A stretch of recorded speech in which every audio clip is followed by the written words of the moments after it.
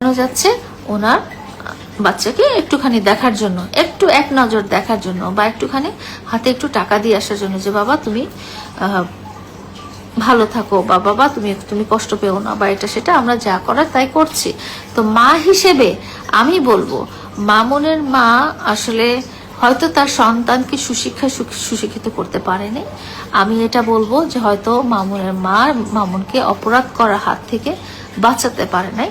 বা আমি বলবো যে মামুনের মা হয়তো নিজে অশিক্ষিত বা কম পড়ালেখা জানা হয়ে উনি বুঝতে পারে নাই যে মামুনকে আসলে এসব অপরাধ করার হাত থেকে দূর করা। বা মামুনের মা যেহেতু খুব কষ্টের মধ্যে দিন যাপন করেছেন, দারিদ্রতা ছিল, টাকা পয়সা টানাটানি ছিল, সো লোভ থাকাটা খুব স্বাভাবিক, ওনার মধ্যে হয়তো লোভও ছিল। কিন্তু একটা মা হিসেবে উনি সন্তানের জন্য জীবন দিতে পারলেও উনি হয়তো জীবনটা দিয়েছেন।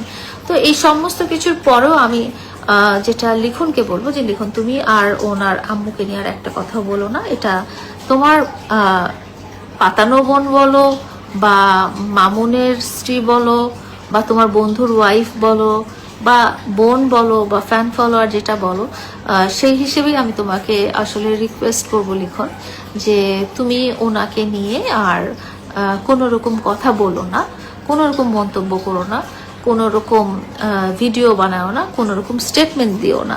এবং আমার মনে হয় যে তুমি যতটুকু বলেছিলা যে আমি ওনাকে বিয়ে করতে চাই, এটা করতে চাই, সেটা করতে চাই, আমি বলবো যে এটার জন্য তুমি ওনাকে সরি বলবে। এবং তুমি কিভাবে সরি বলবে না বলবে এটা তুমি ডিসাইড করো। তুমি যদি ডিসাইড করতে না পারো তাহলে আমি বলে দিব। লাইভের মাধ্যমে কথাগুলো বলার কারণ হচ্ছে যে লিখনের সাথে এখনো আমার কথা হয় না। সো লিখনের সাথে লিখন হয়তো আমার ভিডিওটা দেখবে, বা অন্য কেউ ভিডিওটা দেখবে, লিখনকে ফরওয়ার্ড করবে। তো লিখনকে আমি এটাই বলবো, লিখন তোমার আমি বলতে চাই না, আমাদের মামুনি হাফসা যখন অসুস্থ থাকে, তার মনটা ভালো থাকে না, শরীরটা ভালো থাকে না, তখন কিন্তু তুমি দুনিয়াদারি সব কিছু ফেলে তার পিছেই থাকো, তার পিছেই সময় দাও, তাকে আগলে রাখো। সেরকম মামুনের মাও, মামুন যখন খারাপ আছে বা তার কষ্টের দিন যাচ্ছে, সেটা আমার কারণেই হোক, বা তার স্ত্রীর কারণেই হোক, বা অন্য কোনো কারণেই হোক, উনি দুনিয়াদারি ফেলে ওই দিকেই ফোকাস করবেন। তো এই ক্ষেত্রে ওনার মন মানসিকতাটা ভালো থাকবে না, মেজাজ খারাপ থাকবে, মেজাজ খিটখিটে থাকবে, এটা খুবই স্বাভাবিক। সো উনি যাই বলুক না কেন, উনি একজন মুরব্বী মানুষ তোমার কাছে।